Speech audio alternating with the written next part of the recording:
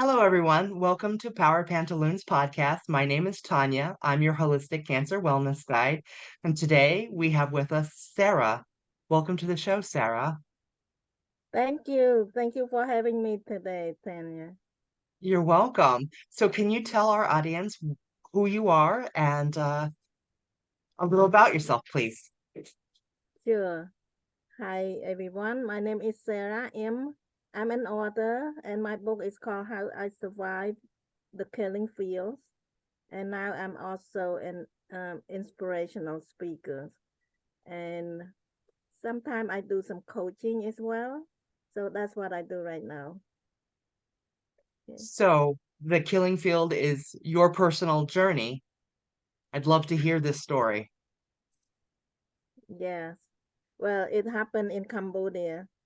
I grew up in Cambodia. I had a very happy memory about my childhood. Um, but my parents encouraged me to go get higher education, so that's what I did. And I attend college that was far away from home.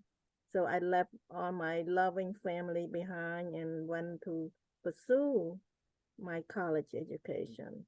While I was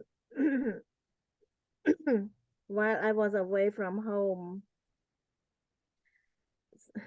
a horrible thing happened to Cambodia when the communist Khmer Rouge regime took over our country. They came in with military takeover. They marched into the capital city. It's very scary. And immediately they shut down everything, shut down the whole country. a, a complete shutdown. There's no exception. That That sounds terrifying. yes, that means if you did not have money in your pocket, you need to go to the bank. There's no bank.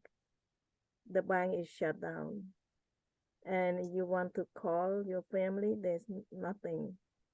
Everything was completely shut down, and I was terrified, and I want to go back home to be with the family. When everything bad happened, we want to cling to the the people that you love. In my case, I can't go home because they cut down the transportation. So I was stuck, and I was evacuated, and I was kicked out from where I was, and I only grabbed a few clothes and a little bit of food, the leftover food, and they just chased us to go away from the city.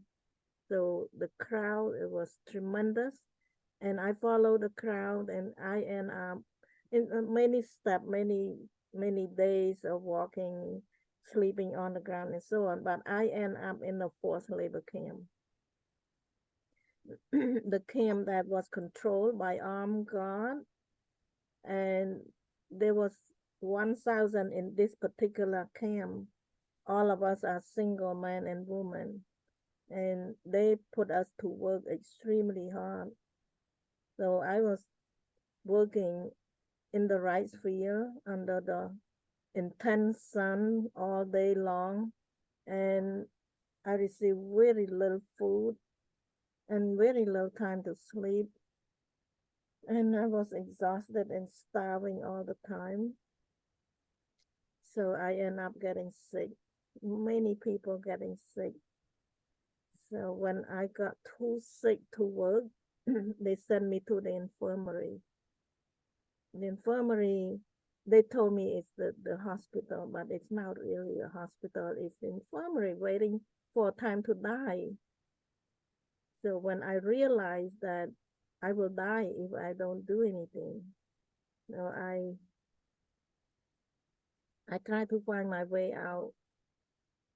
So I don't have much option. Um, I don't know what to do, so I start to pray. And I pray and ask God to help me. I believe that there was God. There is God that is bigger than anything, that He knows everything. So I pray to God to help me. And after praying for many nights, I was able to, I sneak out from there. So when I sneak out, I walk back to where the working people are. And finally, I got there and I meet one kind person, and she direct me and help me to go to the kitchen and talk to them, and they offer me a job to work in the kitchen. This is the kitchen that they prepare meals to feed 1,000 people. So I was helping out around the kitchen, just chop up vegetable and this and that. So I work in the shade, less hours and get more access to food. So that was my first chance to survive, because otherwise I would not survive the infirmary. So God was so helpful. I'm forever grateful to the people that helped me during that time. So for several years, not several years, several months, I was in the kitchen, and I recover my health and recover my um you know my total health. And when they saw me look better and feel better, they pulled me out from the kitchen and throw me back to work in the rice field again.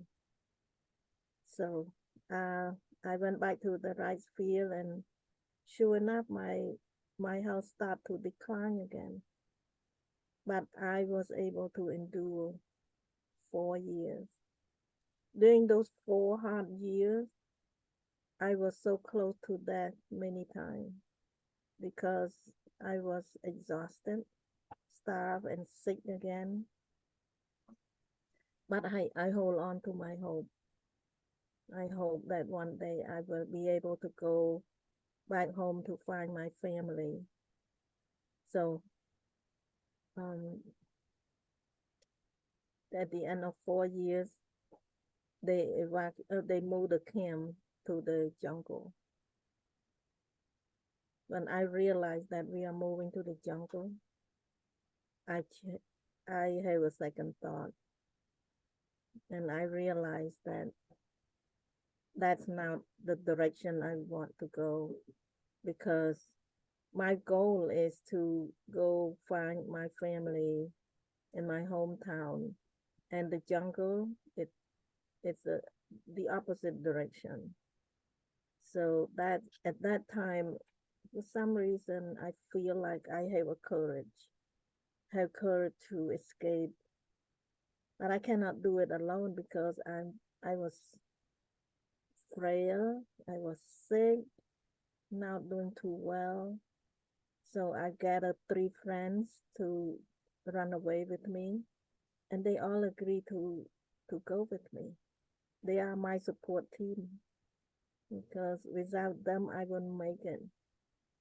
So we took a chance. This is a life and death situation. Yeah.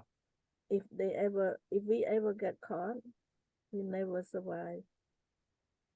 And we don't have a clear direction of where to go in the jungle, because we don't have a map or anything, and we need to do it during the nighttime. And at nighttime, it's so dark, you don't see anything. So you just take a chance. We took a chance. So Yeah. we walk all night long. And finally, when the day break, when the sun come out, we look at each other's face, and we look back, we didn't see all those armed gone, and we realized that we are free. We are free. Amazing. Yeah. So from there, we keep walking until we see some people, and we ask for direction to go to my hometown. And when people know how to direct us, they told us how to go. So we keep follow direction, and we walk for a long, long, long walk. But finally, we got to my hometown, and my family were not there. But to make a long story short, I was able to track them down and found them. That's amazing. Yeah, What do you think gave you the courage to do all of that? it's the love, the Love. love for my family, and the hope that I will make it. We will make it.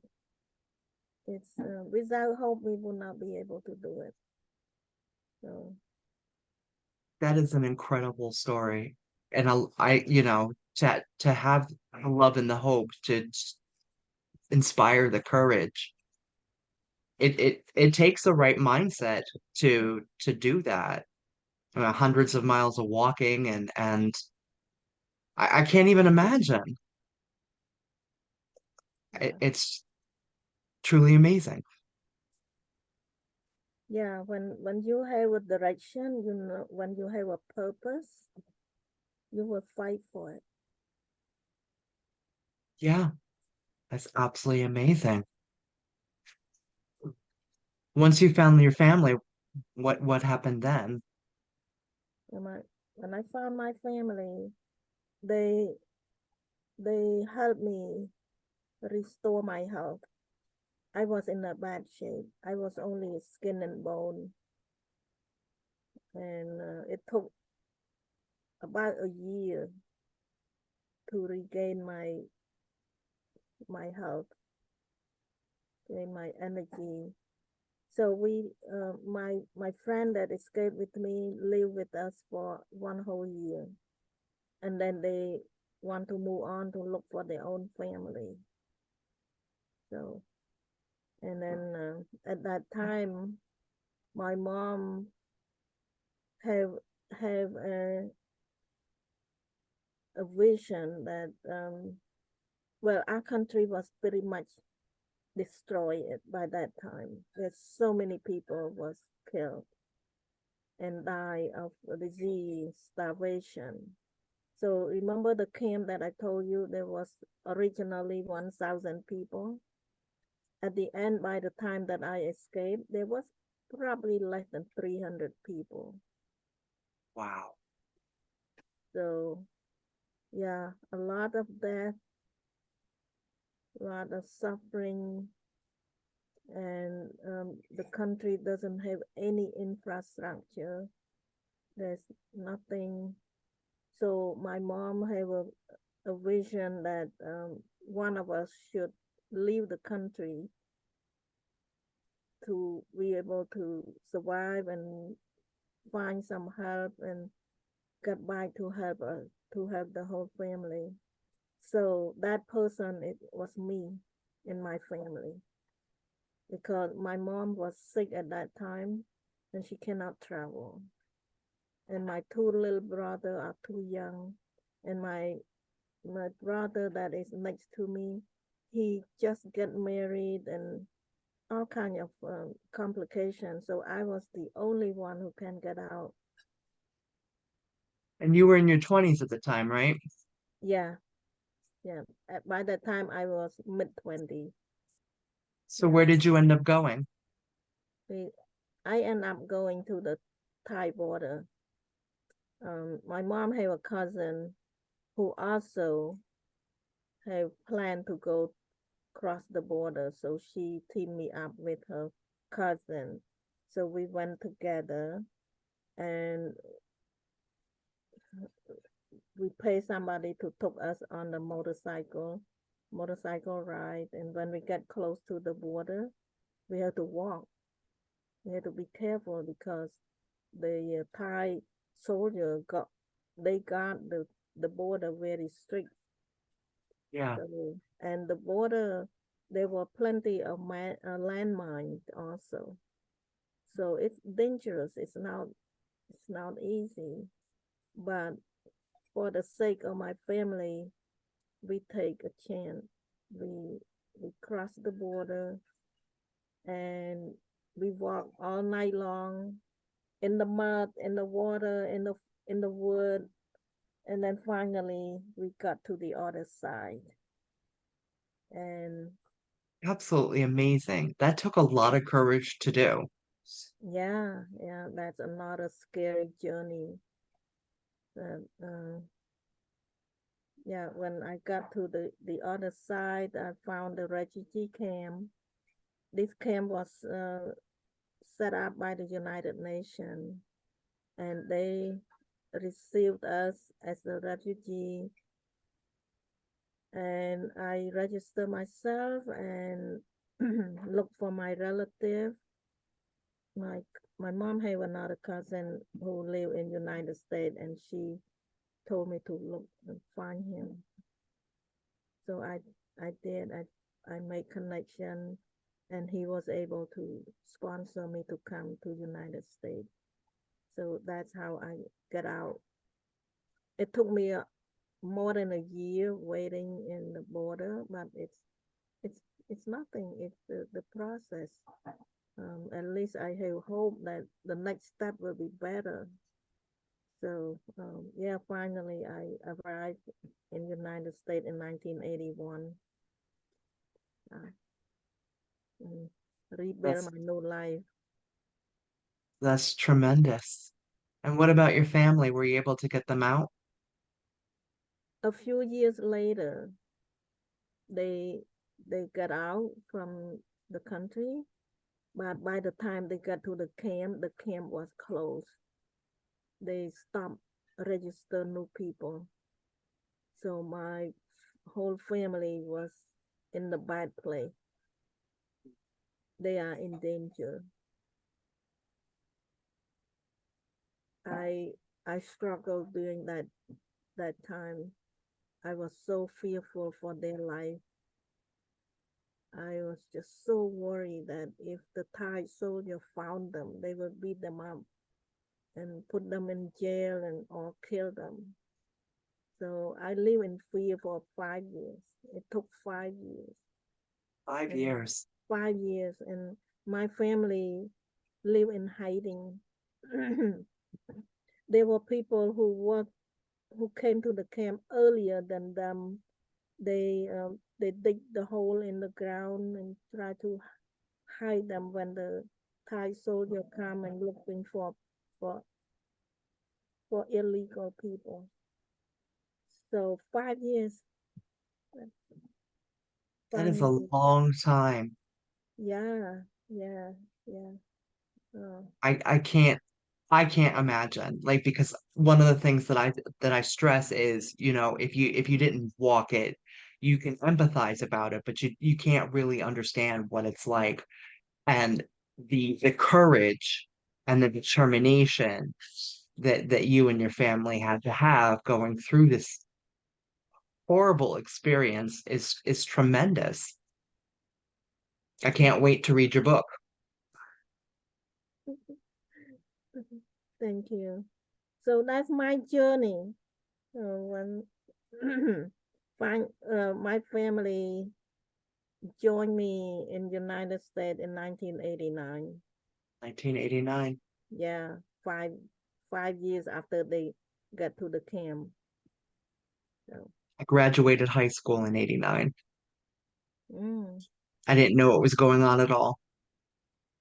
right, you are still young, Still very young. right?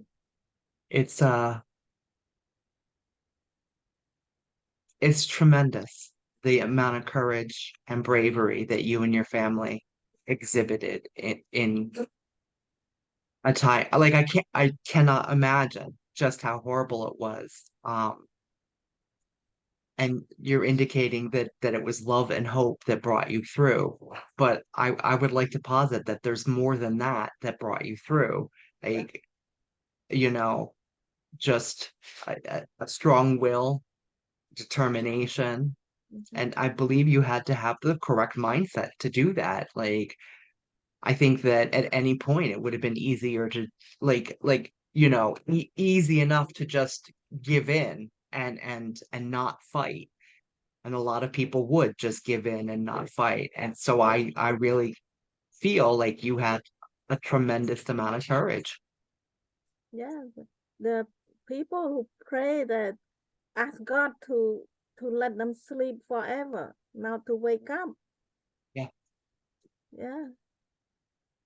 So yeah, they are more than hope and love. Um, you have to have faith, believe that it will be okay. Believe. To overcome the terror that must have been rampant. Like I just, minefields. I don't know how you navigated that without not doing it. Like I don't know that I mean, I imagine that maybe I could, but I don't know how I would respond in a similar situation. I really don't. And Yeah. I think you're very brave. I think you're very, very brave. Thank you. Yeah, I think God have a role in it because Of course.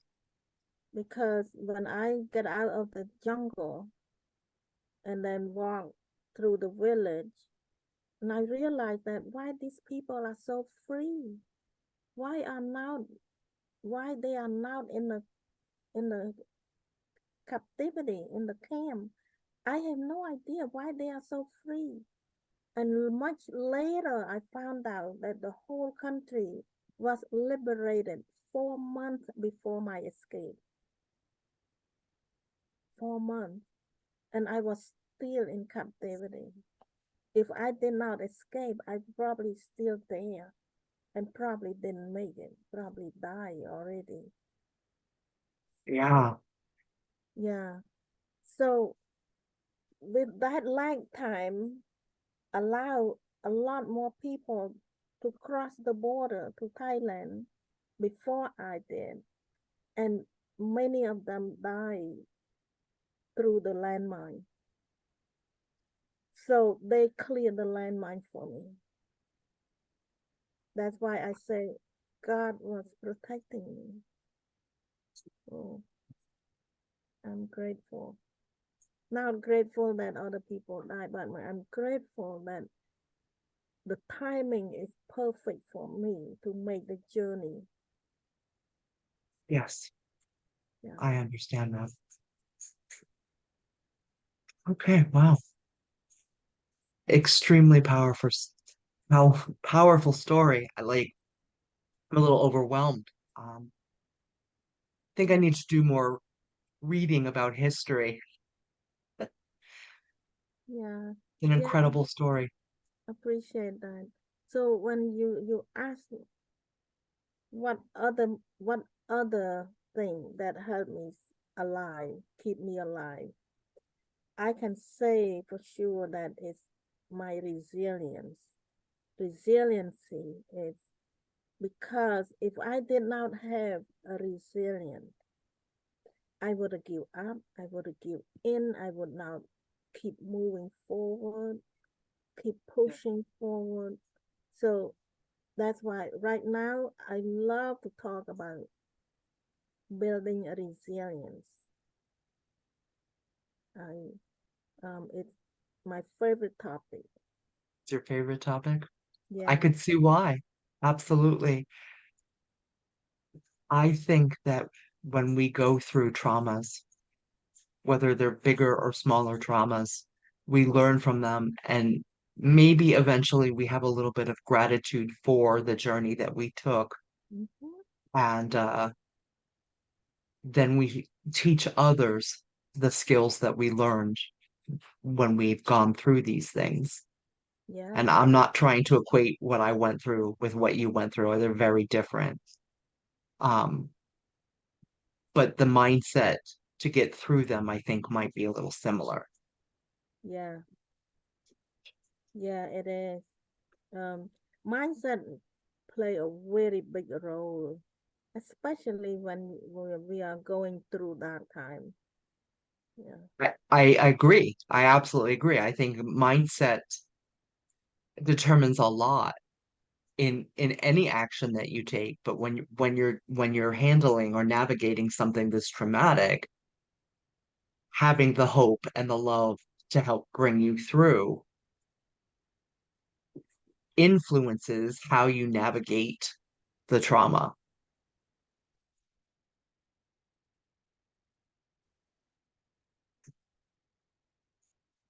Oh, I think she froze. We've been having a little difficulty with the Zoom this morning.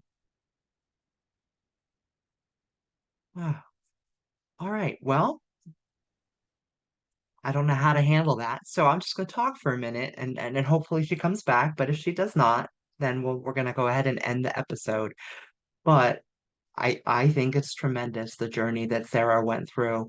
And I feel that I'm going to read her book. And I think that maybe you should too. And I will make sure to put the information into the show notes where you can find her book.